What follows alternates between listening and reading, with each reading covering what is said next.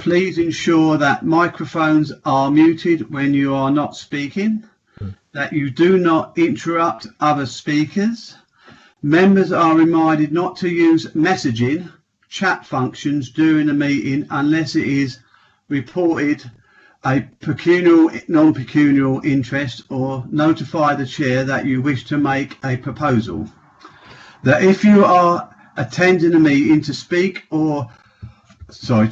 and persistently interrupt the meeting, you may be asked to leave.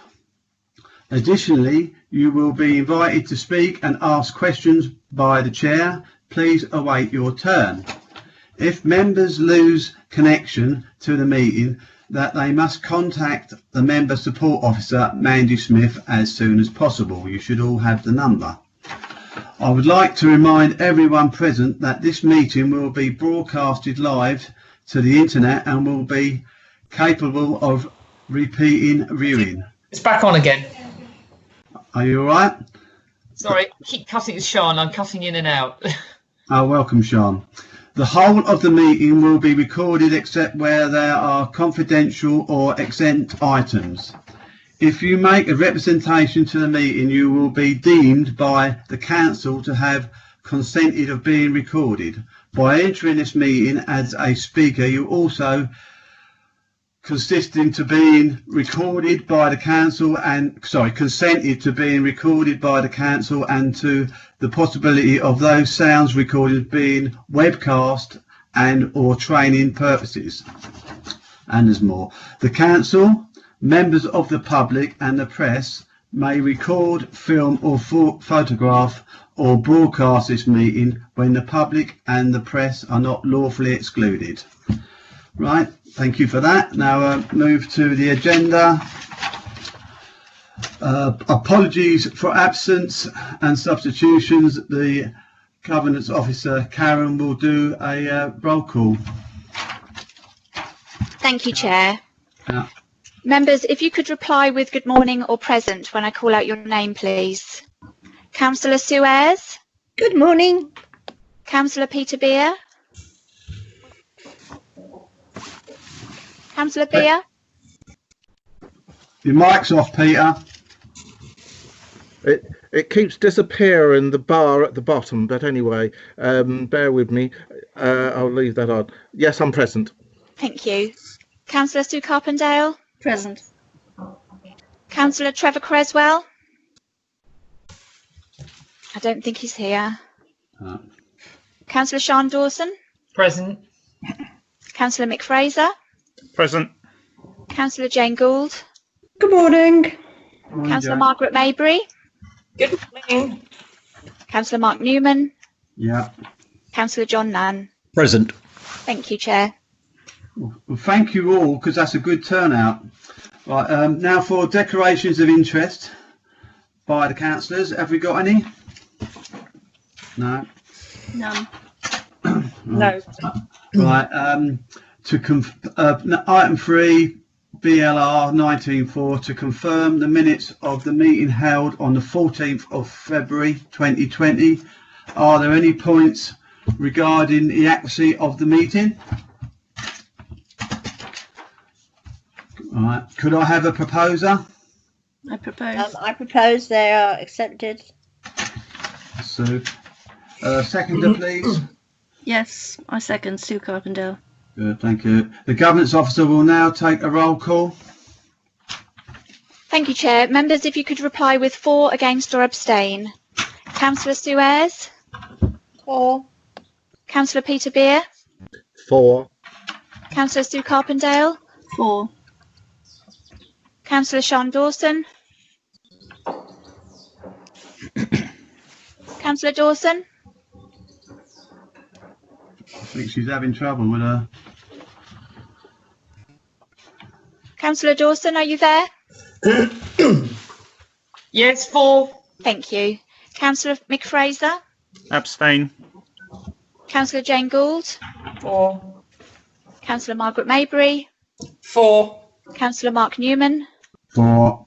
Councillor John Nann. For. Thank you, Chair. That's carried. Okay, jolly good. The minutes of the meeting have been confirmed and will be signed at the next practical opportunity. Now to receive notification of petitions according with the council's petition scheme. Mr. Chairman, before that, could I ask a question about a process that was due to be done with the minutes? Yes, go on. Yeah. It's Margaret Maybury. On the second page, 6.5, there was going to be a letter sent to Suffolk County Council Highways outlining concerns about regular and disabled parking spaces within the town of Sudbury, specifically on the Market Hill area. Could someone confirm that that was done, please, and whether we had a reply? Can anyone, an officer, reply to that one? David, do you know anything about this? No, Chair, I can't actually answer that one. Mr. Chairman, if I can just help, I remember Councillor Maybury proposing that, and I think I seconded it because we were concerned about that. And as far as I'm aware, I don't think it's arrived at county. I haven't seen or heard anything. Okay, well, can I ask Karen, could you look into that and let the committee know at a later date? I don't want to go into a conversation about that at the moment. Yes, of course, officers can look into that. Okay, and send us all the committee an email out with what's happened on that one.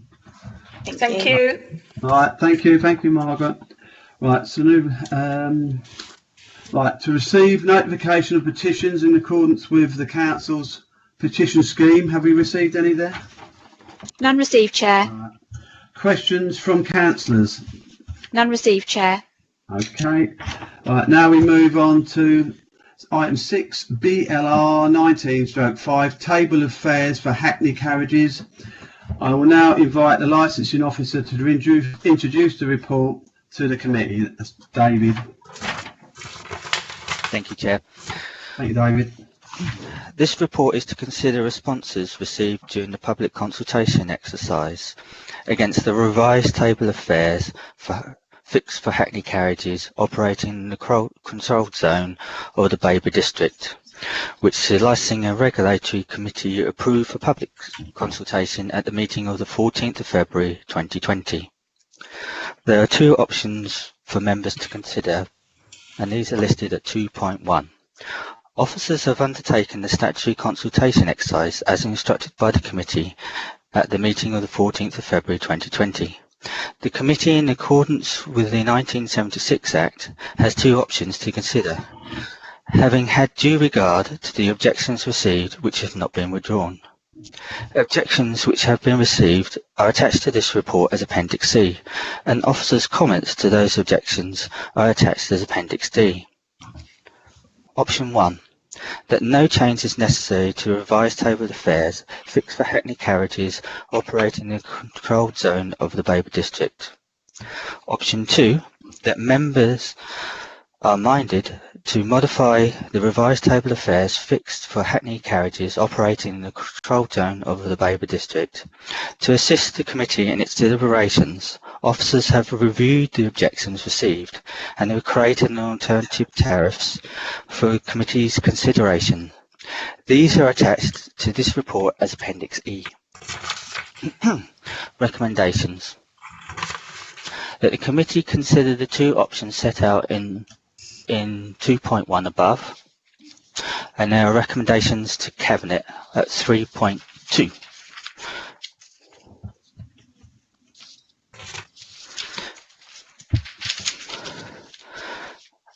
The recommendation to Cabinet is the committee is asked, following consideration options 1 and 2 above, to make recommendations to Cabinet on a revised table of fares attached as Appendix A in the following way. That the revised table of fares be adopted whether the committee is minded to modify the table or not, and in accordance with Section 65 of the Local Government Miscellaneous Provisions Act of 1976, recommend a new date which is to be set for the varied table of fares to become effective no later than 2 months after the specified date of the 1st June 2020. Local authorities have the power to fix maximum rates of fares for Hackney carriages within their district by virtue of Section 65 of the 76 Act. There are no statutory powers to set fares for private hire vehicles. A Hackney carriage may apply for hire and wait on a rank. Private hire vehicles must be pre-booked and operators may set their own charges. Fares for Hackney carriages within the Babergh district have not increased since August 2016, and a review, revision and consultation have now been undertaken. It will be an operational decision for each operator proprietor whether maximums are charged.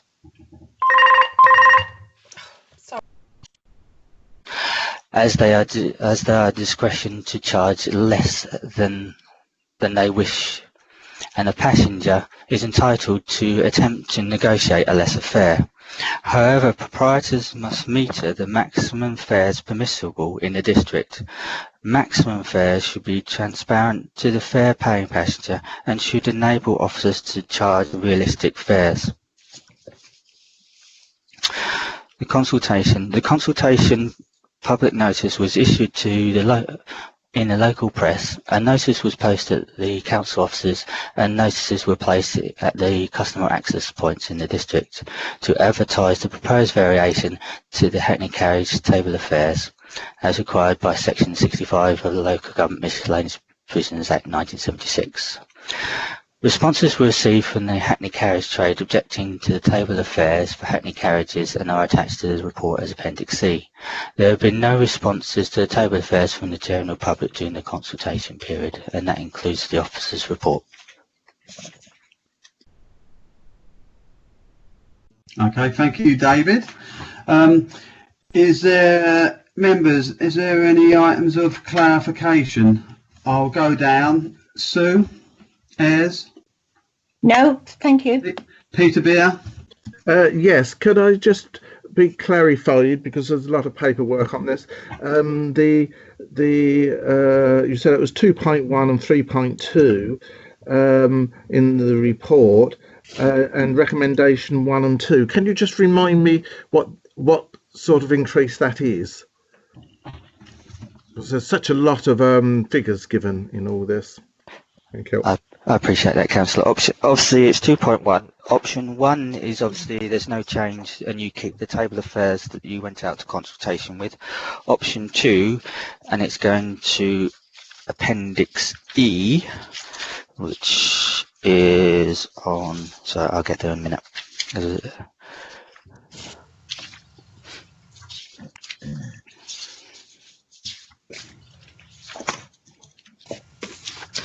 Which is on page 47, and there are examples there for you to consider. So you've obviously got an example to increase the initial flag fare, and there's then 4 examples of tariffs that you can have a look at and consider if you wish to modify the table of fares. Thank you. Okay. Sue Carpendale? No, thank you.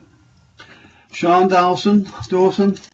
Yes, just one of the things I wanted. I understood that the government guidelines might be slightly amended due to the COVID-19, and that some of the fares might be adjusted.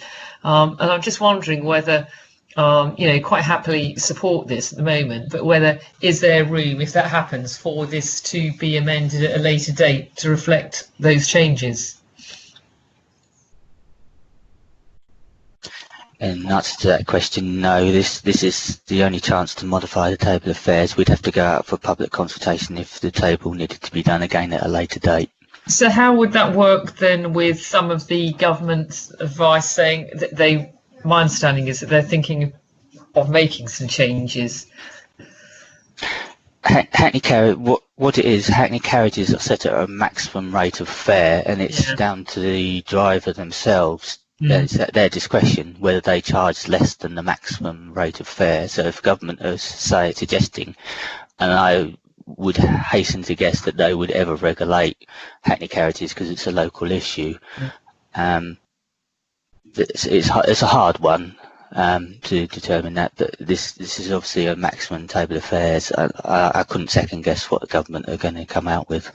All right, thank you. Perhaps could I just cut in here slightly, just to give a little bit of advice from the legal perspective.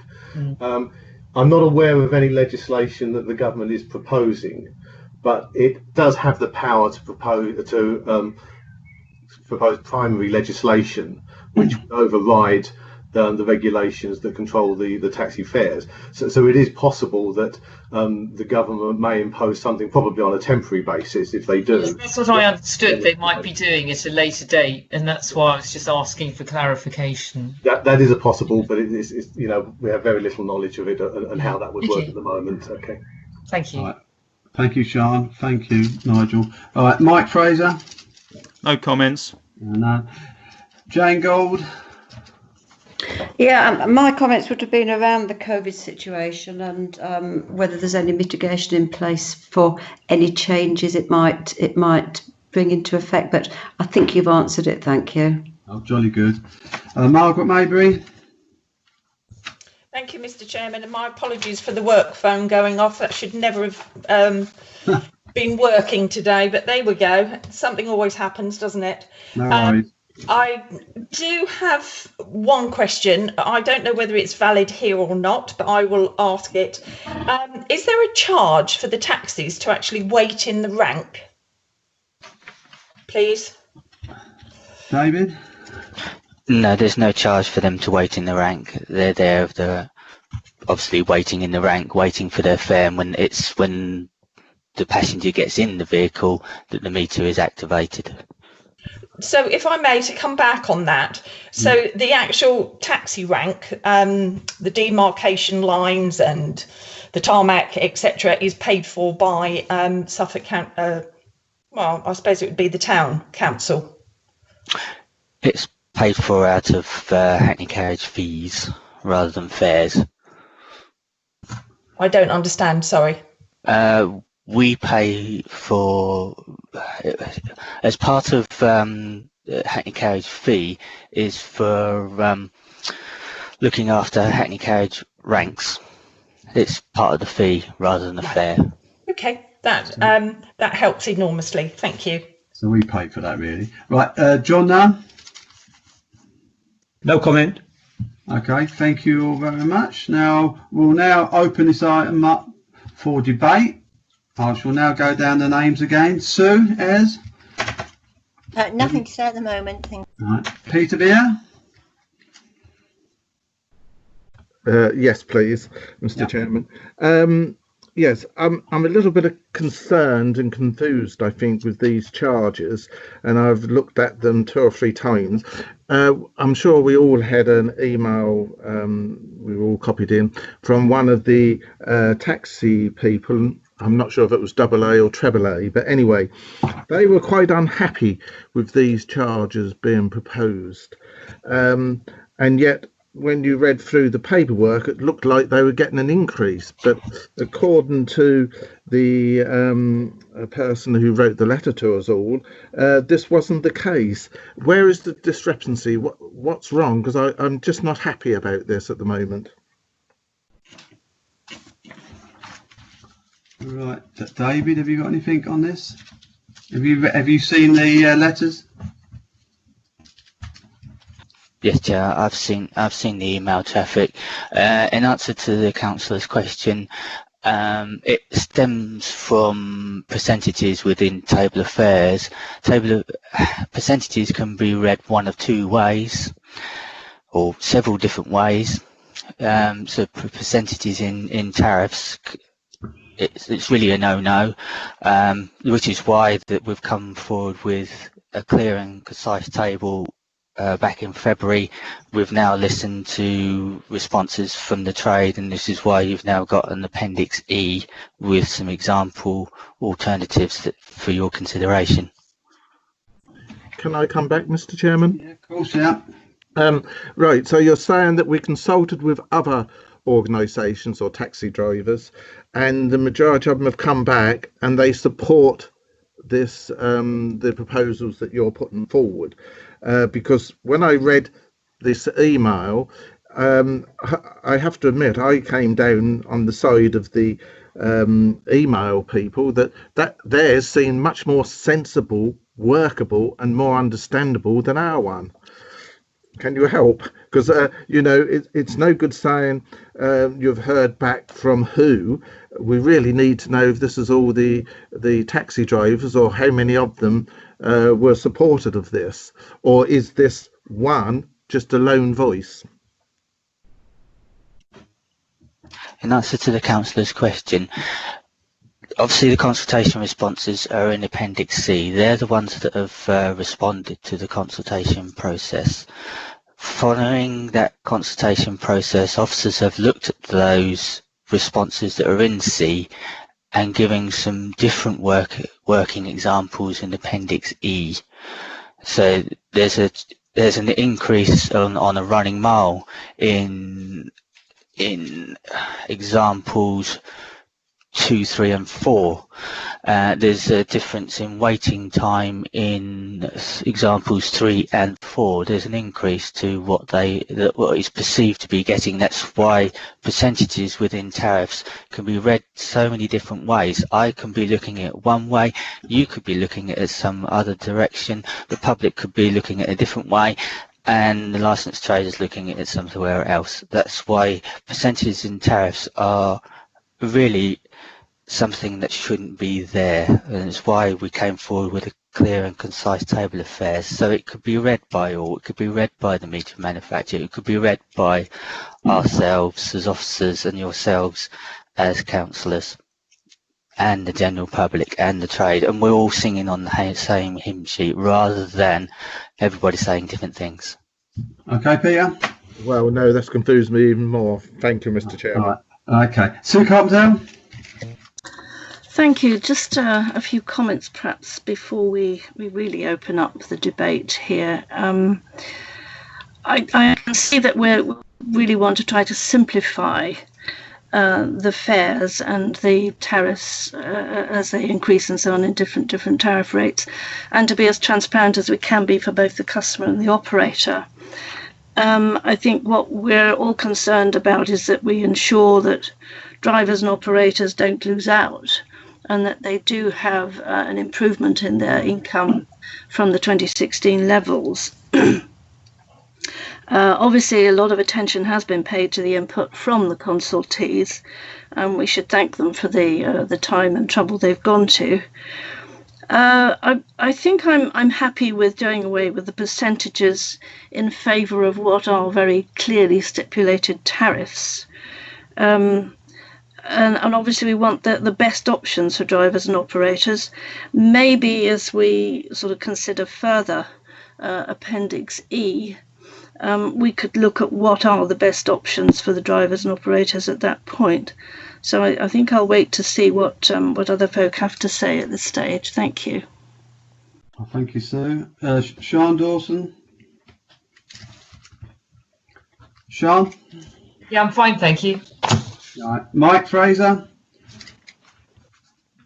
Yes, Mark, thank you. I mean, we spoke yesterday on this, and really just to reiterate what Peter was saying, it's just been a mass of figures. It's a lot of it confuse each other. So I'm looking. What I understand that this is certainly has a 12-month period, trial period, so that it will be reviewed annually. So if the figures don't work in practice, then it can be reviewed and adjusted as necessary after 12 months. Okay, thank you, Mike. Jane Gold? Yeah, we've had emails, haven't we, from Fox Cars and from Stuart Armstrong of AAA Cabs, yeah. And neither of these gentlemen seem to be particularly happy with what's being proposed. But again, I think probably what people have said, I would agree with that. It does need to be simplified as far as we can and still be a working proposition. And if it has to be that complicated as the figures, the different tariffs are showing us at the moment, well, so be it. But I am a bit concerned that these two gentlemen, and they have they've responded to the consultation, haven't they? They haven't just sent emails. That these two gentlemen don't seem to be particularly happy with it. I think that's all I've got to say really at this moment. Thank you, Jane. Margaret Maybury? Thank you, Mr. Chairman. We seem to have had a raft of responses from the operators, which is concerning. Not to confuse matters, but to ask another question, which is, have we actually undertaken an exercise that actually includes the taxi overhead, such as insurance, which I know is high, and average running costs of a vehicle? And I know that alters depending on what vehicle it is, to see whether they are stating a fact that we need to take into consideration, or whether we haven't done it. I was really surprised to see that the each subsequent 110 yards would be 10p, which is exactly the same as they had in 2016, and that concerns me. Thank you. Thank you, Margaret. John Mann? No questions at this time. All right. Okay. I'll just comment. I think we are trying to streamline it a bit, and I think David probably can back me up on this. I think some items have dropped and some items have gone up, but are they better off at the end of all this? David, please. Which table are you talking about? The table of fares under Appendix A? I'm just saying generally, the taxi drivers going to be better off? That's what I really... If we're looking at Appendix A, possibly not. If we're looking at Appendix E, we can make it better if we modify it. Right, okay. Right, I'll go back. Does anyone else more want to come back in the debate? Yes, Mr. Chairman. Margaret, is that sorry? Yes, it is. It is Margaret Maybury. Yeah. Yes, David didn't actually answer my question as to whether we had undertaken an exercise about insurance and vehicle running costs, etc. If he could, please. Yeah, David, please. Yes, Chair, and I confirm, yes, we do. Thank you. Okay. Have we got any more questions from anyone? Yes, please, Peter Beer. Go on then, Peter. Sorry, thank you, Mr. Chairman. Yes, you're saying that we're going to review this, or suppose we review this in 12 months' time, and I believe you said the start date would be 2 months after June or something. So is that the 1st of August? That's one question, which means we'd review it August next year. But I would still like to know whether they are going to be better off with these figures, because every way I looked at it didn't seem as though they were going to be better off, and I'm still not convinced of that, Mr. Chairman. I'm sorry. Okay, David, would you like to come back? Appendix E, they will be better off, depending on which example you're looking at. Okay, Peter? Well, which example have I got to look at to have it better off? Because is that going to be the same example that they'll be working on, so they'll be better off? Or do they choose another example and they're worse off? You see, it's so confusing. I appreciate that, Councillor. The example, if you look at example 3 and 4, for example, they have a better running mile and a better waiting time. If we were looking at example 4, for example, they would have a better running mile and an even greater waiting time.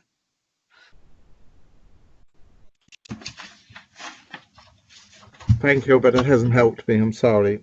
I know it is very confusing. That is the trouble. But we are trying to simplify it. That's the main thing we're trying to do. I mean, if I jump in a taxi and I want to go from, and I'll have to use my examples locally, from Sudbury to Hackney, I would want to know X amount of pounds it was going to cost me. And let's say the figure that he charges today is so much, and on the 1st of August, when these increases come in, if that's the date and you haven't confirmed that yet, would that be more?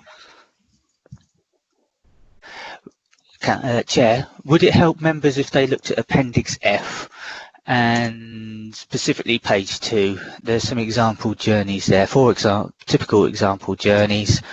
One from East Street Taxi Rank to Tesco's in Sudbury, one from Aldi in Sudbury to Babergh, one from Morrison's in Hadley to Colchester Hospital, and one from Rodbridge Corner to Stansted Airport.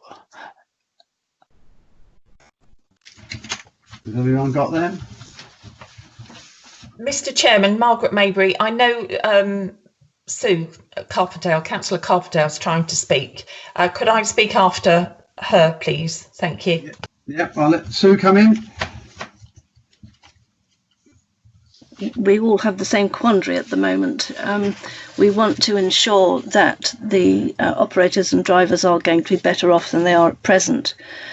If the indication from the officer appears to be that the more advantageous examples on Appendix E would be 3 and 4.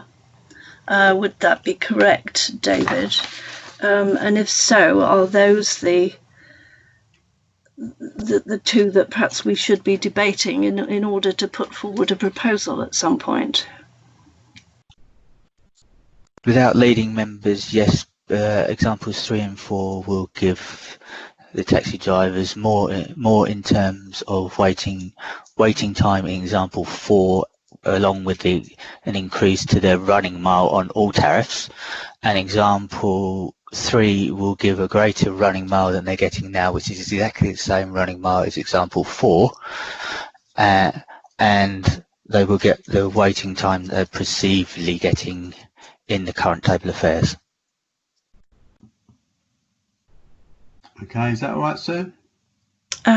Yes, I think if that helps members generally, we could perhaps home in on those 2 particular examples, and then maybe David could talk us through how they relate to Appendix F.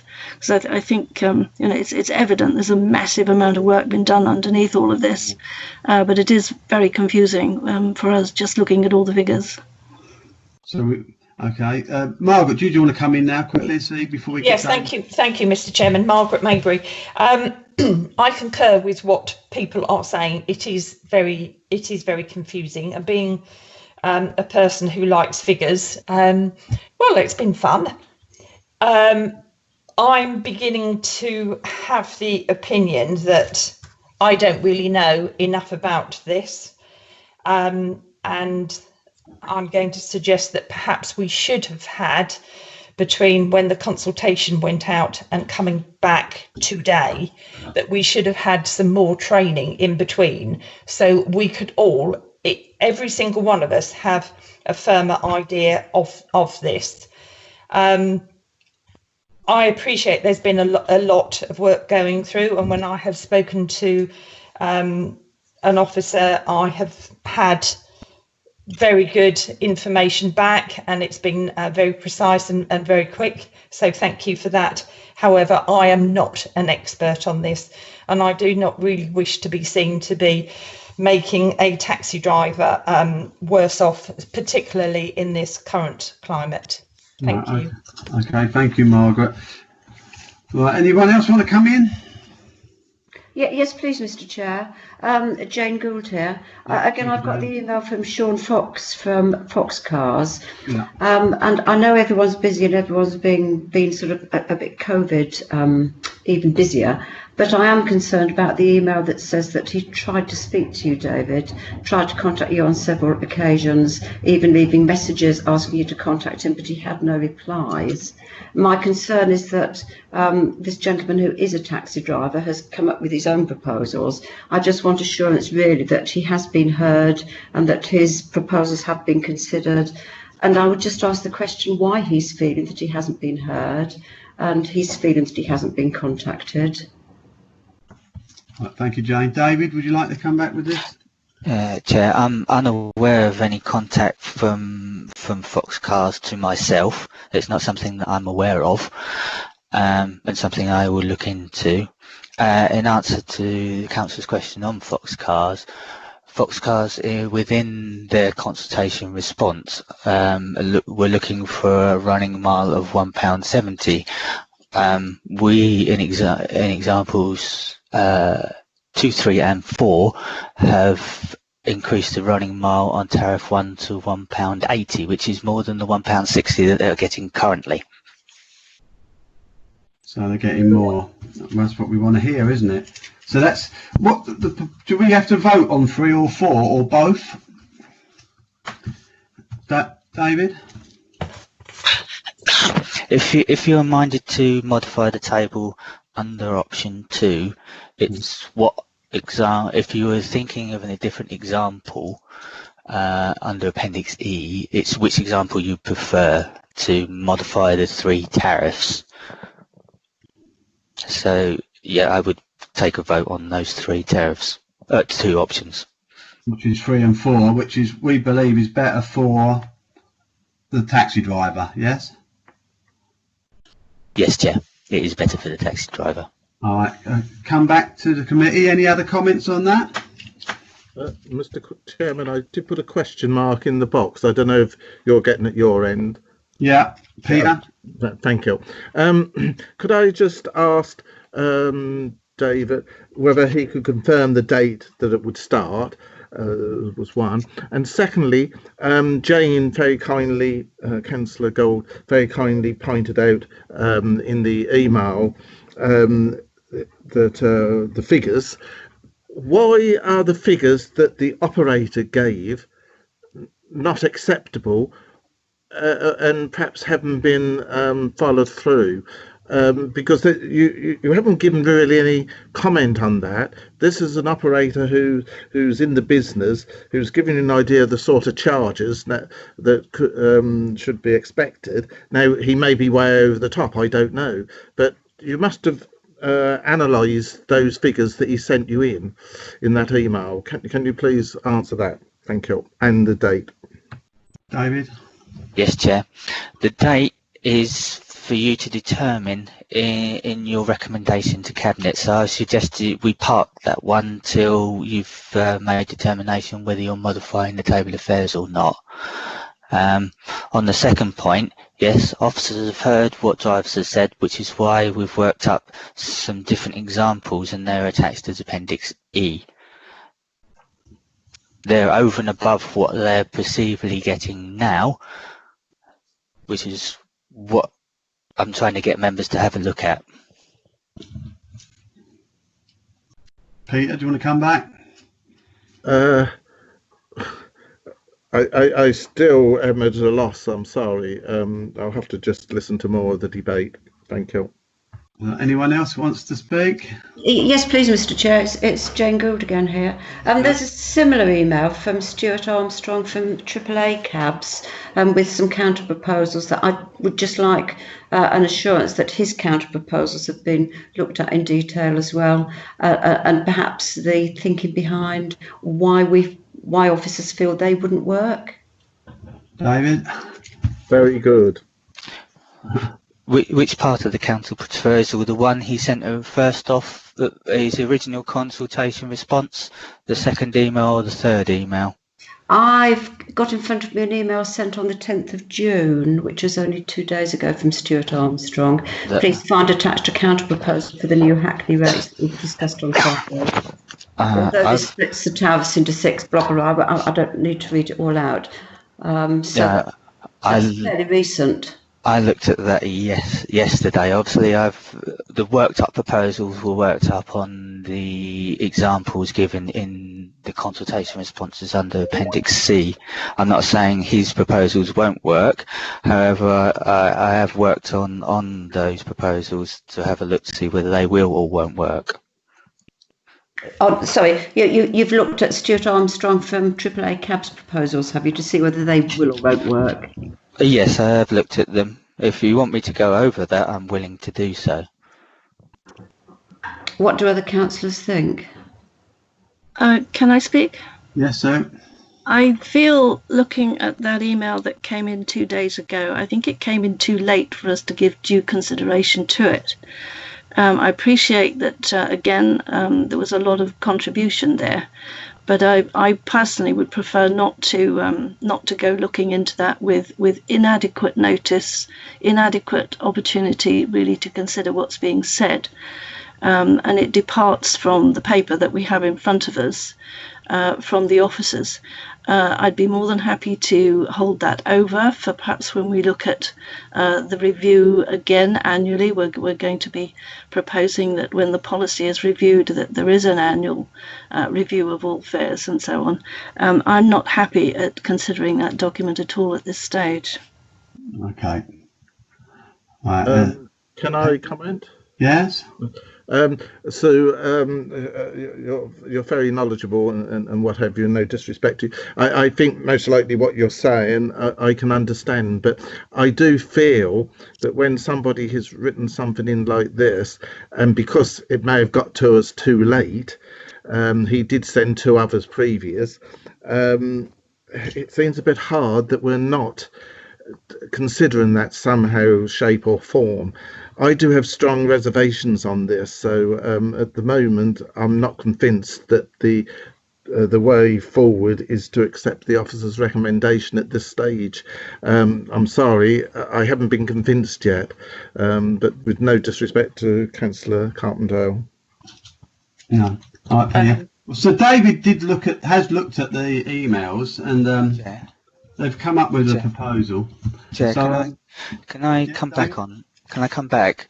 Example 4 will give what the email has in some respects on tariff 1, 2 and 3, especially on waiting time, especially on running mile, even in tariff 1 is £1.80 from our example 4 to his example in tariff 1 is £1.60, which is what they're getting now. So if you look at example 4, which is a £1.80 running mile compared to £1.60, which option would you prefer? The one that I'm suggesting at example 4 or his example at £1.60? Right. Okay, Point thank taken. you. All right. Right, Margaret Maybury, do you want to speak again? Yes, thank you, Mr. Chairman. I do concur with Councillor Beer here. I would have preferred some more training on this to give what I would call a content decision for myself on this. Okay, thank you. Anyone else would like to speak? If not, I'm going to dip my toe in the water. So on the proposal for 3 and 4, do I have a proposer? I'll propose it. Who's that? Sorry? Sean Dawson, I'll propose it. Thank you, Sean. Sean, proposer. And a seconder? Are we proposing here 3 and or 4? 3 and 4, is that okay, Yes. David, to do that? I think we need one or the other. It's one or the other, Chair. It's either 3 or 4, preferably. Well, 4's better for the taxi drivers, so that's what I think we'll go for 4. Sean, do you want to come back and just propose that again? Yeah, sorry, for clarity, I'll propose 4. I would Okay. second. And Sue will second that. Okay. I think we do. Do we need to go to a debate or do we go to the vote, Karen? So are you clear on the proposal? Yep. Yeah. Everybody clear? Yeah. We, David, at this point, do we need to set the date or should we do that separately? Do that separately, Karen. Okay, so this is the proposal for example 4 on Appendix E. Yeah. Okay, members, if you could reply with for, against or abstain, please. Councillor Ayres? For. Councillor Beer? Against. Councillor Carpendale? For. Councillor Dawson? 4. Councillor Fraser? 4. Councillor Gould? Abstain.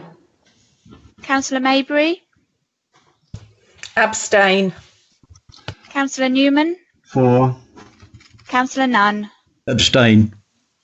Thank Okay. you. 5.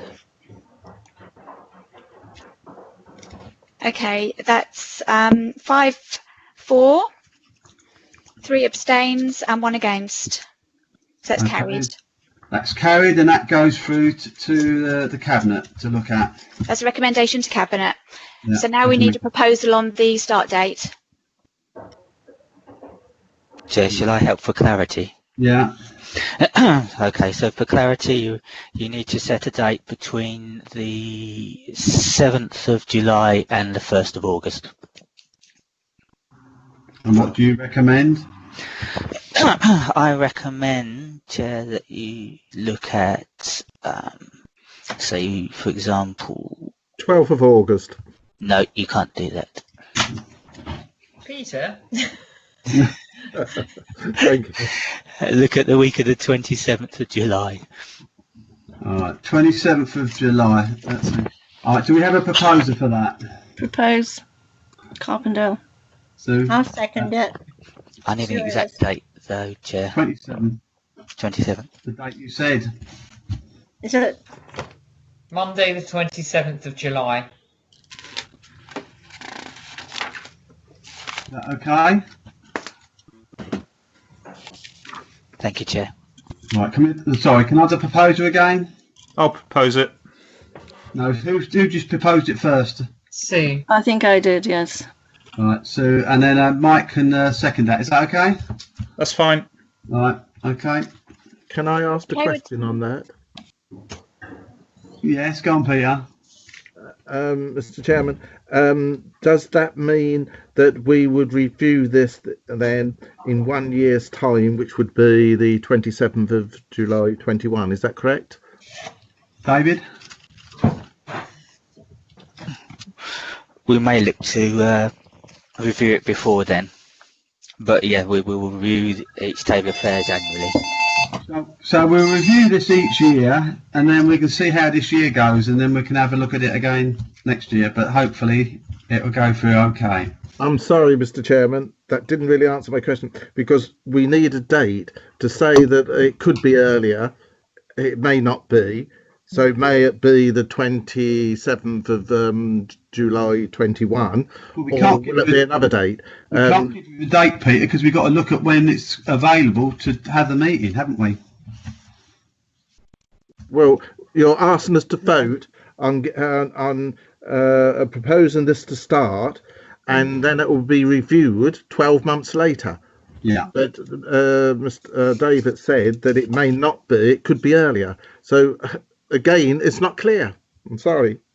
Mr. Chairman, I concur with Peter again. We need a date that says specifically that this will be reviewed on, I'm going to say, the day before, which is the 26th of July, or before if needed. So we need a date when it will exactly be looked at. This is it. This is a precise date. Okay, Margaret, thank you. David, can we do that?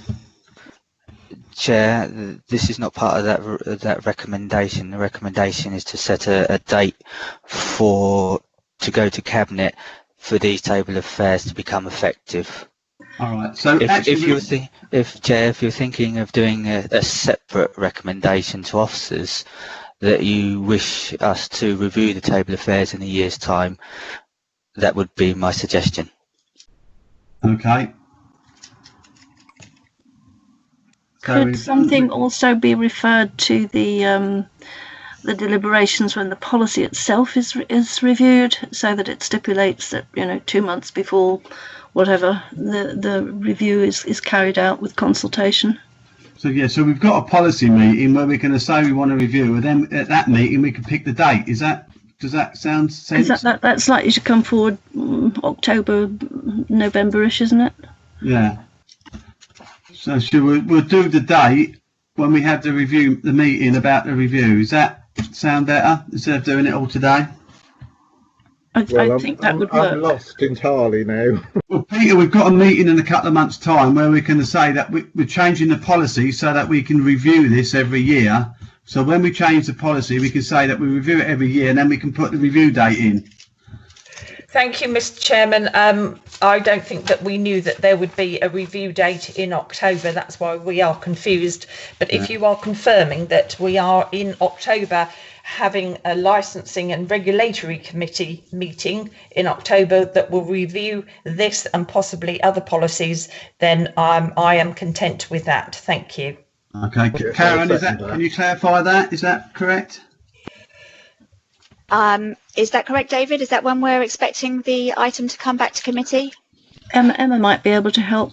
That's when we're looking to have the policy brought forward to members, the full policy on Hackney Carriage and private hire vehicles. Yeah, perhaps I can help a little bit there. Alongside this piece of work, we've already started reviewing the actual Babergh Mid Suffolk policies on taxis and private hire, and that's due to come before committee in October. So that would seem to be an appropriate time then to set a date for an annual review. Okay, I'm happy with that. Is everyone else happy with that? Yes, I'm happy with that. Yes. Thank you very much. Well, that's that part of the meeting finished. Now we're going to move on to item 7. Sorry, Chair, can we just take a vote on the proposed date for the table of 27. affairs to become effective? Yeah, well, okay. Do you want to do the roll call on that? Thank you. If you could just answer for, against or abstain again. Councillor Ayres? For. Councillor Beer? Against. Councillor Carpendale? For. Councillor Dawson? For. Councillor Fraser? For. Councillor Gould? For. Councillor Maybury?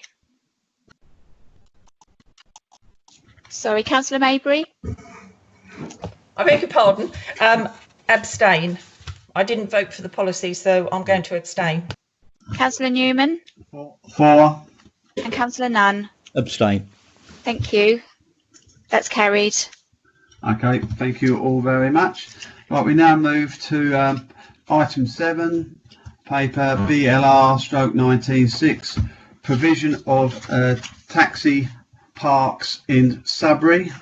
I'll ask the licensing officer to come in with a report. David. Thank you, Chair. This report is to appoint a new Hackney carriage stand, commonly known and otherwise in this report referred to as taxi ranks, as required by Section 63 of the Local Government Municipality Provisions Act of 1976, following the public consultation exercise which the Licensing and Regulatory Committee approved at the meeting of the 14th of February 2020. All options to be considered are contained in the recommendations below. The recommendations for councillors today are that the committee approve the appointment of a new Hackney carriage stand on King Street in Sudbury, that the committee authorise officers to make an order appointing the Hackney carriage stand on King Street as detailed in Appendix A to this report. Within the district, there are currently 3 areas in Sudbury where appointed taxi ranks are located. These are on East Street, Old Marketplace and at the railway station. As within most districts or borough areas, there are simply not enough town centre space available to provide a rank space for each licensed Hackney carriage. However, this is mitigated by the ability for Hackney carriages to form their own ranks, apply for hire, wait for business, or be pre-booked anywhere in the controlled zone for which they are licensed. This is subject to relevant traffic controls. Mobile technology has also increased the versatility of Hackney carriage proprietors, who may be contacted direct to provide hands-free Bluetooth driving to immediately collect a customer from a given location. All licensed Hackney carriage providers are encouraged to operate sensibly and flexibly to ensure that town centre traffic flow is not compromised by excessive queuing or unlawful parking waiting of Hackney carriages to access full ranks. Business diversification is also encouraged so that greater links may be established in areas of the district beyond Sudbury town centre.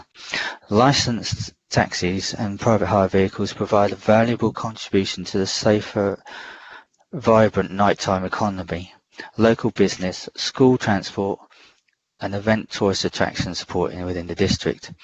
The power for district councils to appoint a Hackney carriage stand is contained within section 63(1) of the Local Government Miscellaneous Provisions Act 1976. This legislation enables district councils for the purpose to appoint taxi ranks in any highway in district that is maintainable at the public expense, with consent of the highway authority and with consent of the landowner or any land in the district which does not form part of the highway so maintainable. It also empowers such councils from time to time to vary the number of taxis permitted at each rank. Before creating any such rank or varying the numbers of taxis allowed there, the district council must give notice to the chief officer of police for the area. Shall also give notice of the proposal of the advertisement in at least one local newspaper circulated in the district and consider any responses received as a result of the public consultation. This consultation process must allow for a minimum of 28 days for people to respond. Consultations. Suffolk County Council Highway section has already consulted the licensing team on changes being made to Sudbury, and their creation of the traffic regulation order is pending the outcome of this committee. Suffolk Constabulary, as a statutory consultee, has been consulted on the creation of a taxi rank on King Street, Sudbury, and have made no comments against the proposed rank. The statutory public notice was issued in the local press on the 5th of March 2020. A notice was posted at the council offices, and also notices were placed at the customer access points within the district to advertise the proposed Hackney carriage rank as required by Section 3 of the 76 Act. There have been no responses to the rank creation from the general public or the licensed trade during the consultation period, and that includes the officer's report. Okay, thank you, David. Right, we'll go for any points of clarification. Sue Ayres? Sue? No, I know, fine, very, very good, thank you. Peter Beer? Any points of clarification? Just a question for clarification. The disabled drivers that are at the moment parking there, have they commented on this being taken away for their use? Well, first of all, it's not a disabled parking space there. It's just double yellow lines, and that they do park there. But David, have you got anything to say on that? Have we had any consultation from people? No, as I said in the officer's report, there have been no responses to the consultation exercise. None at all, Peter. So, just following on from that, the question. So, obviously, we discussed this some time ago, and we suggested that the disabled could move round the corner in front of Boots, that side at the top end. What I'm concerned is, one day we're going to go along there and paint in the taxi rank, and all these disabled drivers are going to say they know nothing about it, or are aware of all this happening. Or are they, because they're aware that we're going to create 4, I think it said some time ago, but I think it's only going to be 3 at the very most. David, any reply to that? Chair, our bit will be just the rank creation, and it'll be highways painting the rank. Highways, obviously, the rest of Appendix A is down to Suffolk Highways and their responsibility. Okay, right. Okay, thank you. Right, Sue Carpendale. Thank you, Chair. I was also going to just ask for some clarification on the disabled parking places. Yes. We say that there are now specifically going to be new parking places which were not beforehand. Is that correct? And there seems to be some debate as to whether there are going to be 3 or 4. And how does this compare with where they seem to be parking at the moment? David? Chair, I will state that we have no control over parking. That is Suffolk County Council's remit, and this is Suffolk County Council's plan.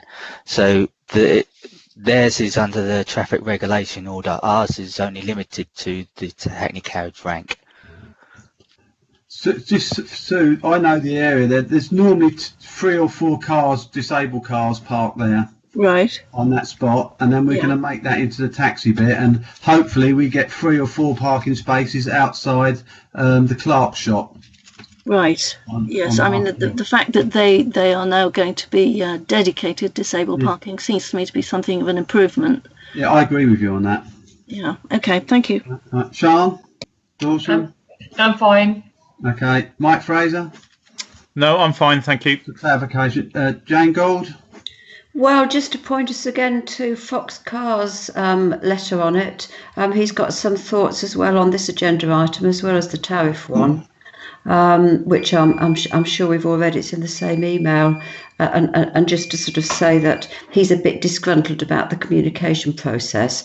I'm not saying there's anything wrong with the communication process. I'm saying that here's a member of the public who's a taxi driver for some years who is a bit disgruntled, whether we just need to sort of address that in some shape or form. But his letter does go into, in some detail, what he feels. And he's saying the addition of a taxi rank on King Street, I don't know the area, but is welcome, but hardly sufficient, as the average length of a taxi is now 4.9 metres due to the regulations of New Hackneys and the requirement that they are wheelchair accessible. And he goes on to be talking what you were just saying, Sue, about the sort of the disabled conditions there, really. Your new rank is long enough for just 2 vehicles, but I'm sure I'm reading this letter that you've all read anyway.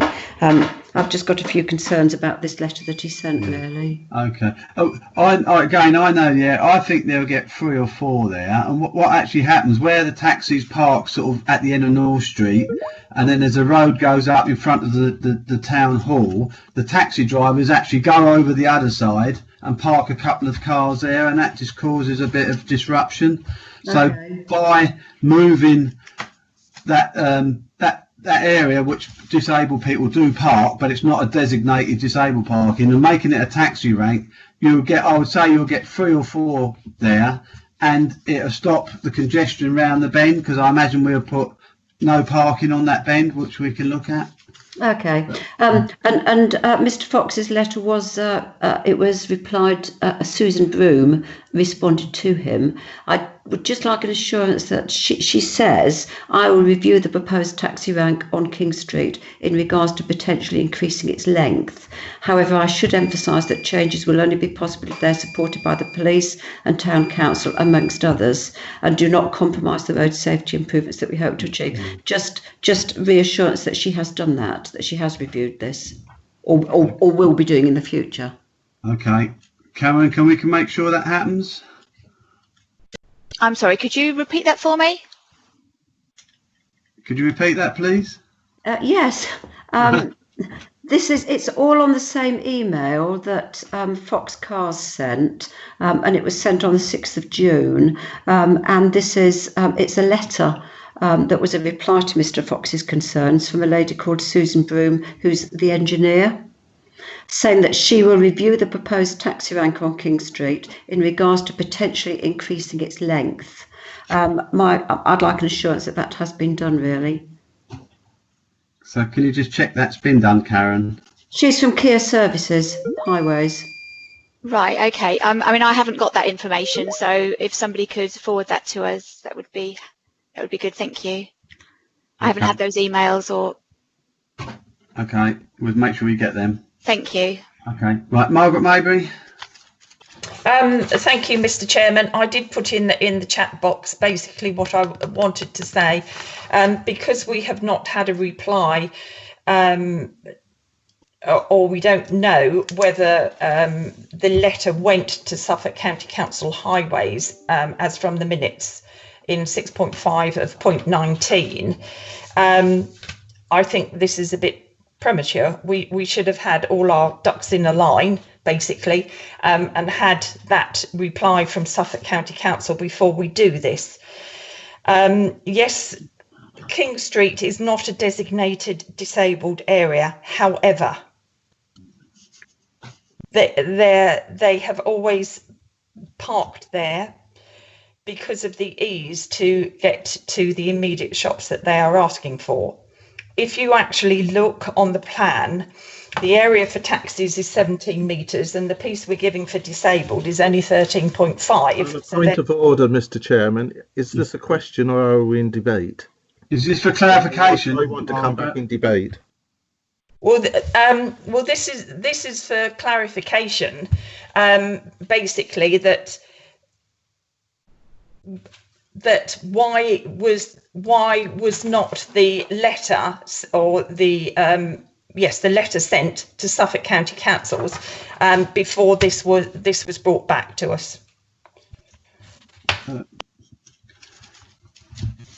Right, David, can you reply to that one?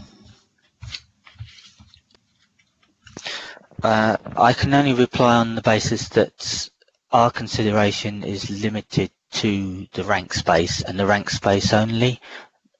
I could take the councillor's point on disabled parking, but that is something for Suffolk Highways to deal with, and it's their consideration, and they have made provision within their own traffic regulation order, not just on the Market Hill but also on Jail Lane. Okay. I've got to say that area where we're going to put the taxis is not a designated area for disabled people. It's just where they park with their badges. They park out. They park. And I can did park say, where they like, Mr. really. Chairman. Pardon? Sorry, Margaret. Right. And I did say that, Mr. Chairman. Okay. Lovely, thank you. All right, John. Now. No comment at the moment. Right. Now we'll move to debate. So I think Sue's got a comment. Sue has? Yes, I have. At the moment, due to the rearrangements we've done at the Town Council, parking will be difficult outside Clark's, but we have extended parking for disabled in North Street because we've had to do this so there's enough space for people to queue safely, if that's any help. Okay. Thank you, Sue. Peter Beer? Thank you, Mr. Chairman. Yes, I've got a couple of little things. First of all, I want to make it quite clear that I'm not against disabled parking or taxi ranks. And I know we're here to discuss the taxi rank in King Street, which at the moment is being used by disabled drivers who can display their badge and park there. I'm in favour of creating this taxi rank and in that position. I'm also, as a knock-on effect of this, would support the disabled parking in front of Clark's, the Boots area up the top there. And that is Suffolk County Council's department to sort that one out. I don't think there'd be enough, but anyway. What I want to say is, and where I am really unhappy about, is that all these so-called improvements, which one or two councillors have actually said and implied, actually won't be an improvement for the general motorists. The general motorists will suffer as a result of this, Mr. Chairman. They will lose the spaces that will be created by the new disabled areas if that happen. So the knock-on effect of this, the taxi rank, yes, I'm in favour, but it does mean that by putting the disabled where they're being proposed to be, and I think that is an ideal spot, that means we lose parking spaces for normal motorists. We're going to lose a lot more around town, as I'm sure you're aware, and as of yesterday I had complaints from people who got tickets in North Street because they were parking longer than they should have done by the new civil parking enforcement team. Nothing to do with this, I know, but it all stems to the lack of parking that we have in Sudbury, which is a major issue that has to be looked into. And we're just helping create this problem more so. But going back to what's in front of us, which is the taxi rank being created in King's Hill, Sudbury Street, that I will support that. But I'm not happy about the rest of it. We have to look at all this parking generally, and it's not going to end here, Mr. Chairman. Thank you. Right. Thank you for that, Peter. I do agree with you that we do need more parking in Sudbury, and we've got to look at that in the future, but that's going to be for other committees, I imagine, and a different day. But on this item, we're going to improve the taxi rank, which definitely does needing, and we're still going to give disabled parking as well, which is very, very important. But I do note that we need to try and gain some more parking spaces in Sudbury, and I know you're championing a multi-storey. Perhaps we've got to go on with that, you know, especially there's been other things not going to happen in Sudbury now. They might be able to put their time on that. But thank you for that. Sue Carpenter? I just feel that there's no perfect answer to any of this in the down centre of Sudbury, because it is very cramped. It does suffer from traffic and lack of parking. Having said that, I'm pleased to see that there is some specified disabled parking provision, and I support the taxi rank. Okay, thank you, Sue. Trevor's not here. Sean Dawson, sorry, Sean. Yes. Have you got any comments on this? No, not at all. Thank you. Okay, Mike Fraser. No, it all looks good to me. Thank you. All right. Jan Gold. No, not as such. I mean, I have just got to, I don't want to get embroiled in this really, but as a Green Councillor, I have just got to say that I think we should be reducing car risks and carbon emissions, and car usage needs to be reduced, but I don't want to get into a debate about that. This isn't the time or place. Thank you. Okay, thank you. Margaret Maybury. Thank you. Thank you. I go back to what I was saying. I was saying before, we should have had a reply from Suffolk County Council about our concerns about other parking. For the taxi rank, I'm concerned that that will still not be enough with the other taxi rank that's already there, that shows, it says Old Marketplace, because there does seem to be an awful lot at times. Yeah, Margaret, I've got to say that there'll never be enough. There'll never be enough disabled parking. There'll never be enough taxi parking. That's not what I was talking about. I was talking about the taxi. Do the best we can, and with this in front of us, at least we are giving 3 or 4 more parking spaces for the taxis, and we're still going to have disabled parking. But noted what you're saying there, Margaret. Any more? Would you like to say anything else, Margaret? Yes, probably quite a bit. All right. I just think that we're still going to have a bother with the taxis, and that I hope our officers have looked into the fact that taxis do need some sort of system if this goes through, where they wait elsewhere if there is not designated areas for them, so they are not parking where they currently do on the corners of the streets. Yeah, I got that. Where we try and travel through, which is what Peter was saying for the regular motorists who cannot get through because there are either disabled parking in areas because they have nowhere else to go, or there are taxis also blocking an area, and I think we should all be aware of that. Okay, thank you, Margaret. John Nunn? Yes, I support this proposal.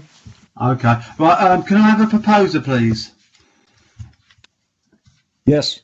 Yes, I'll be quite happy to propose the new taxi rank, but I do want to make it clear to members and to the public that this will be at a cost to the general motorists, and that is unacceptable. But thank you, Peter. Have we got a seconder? I'll second it.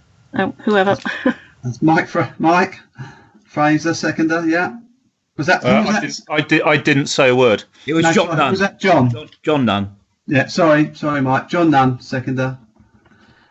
Okay. Karen, do we need to go to the vote on this now? Yes, thank you, Chair.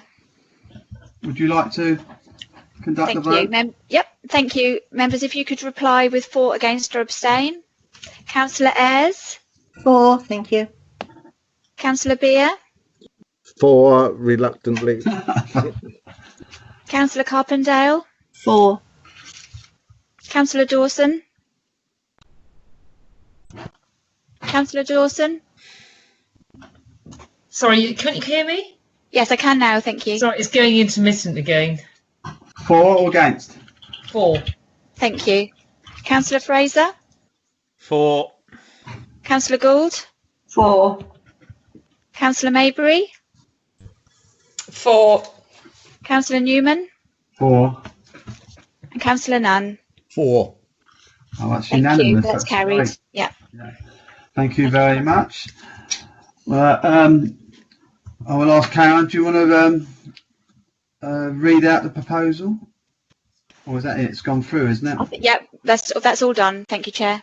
So that's the end of the meeting, I think. Thank you very all. much, Mr. Chairman. Thank you all for attending. That was my first chair of a virtual, or whatever you call it. Well done, Mark. Thank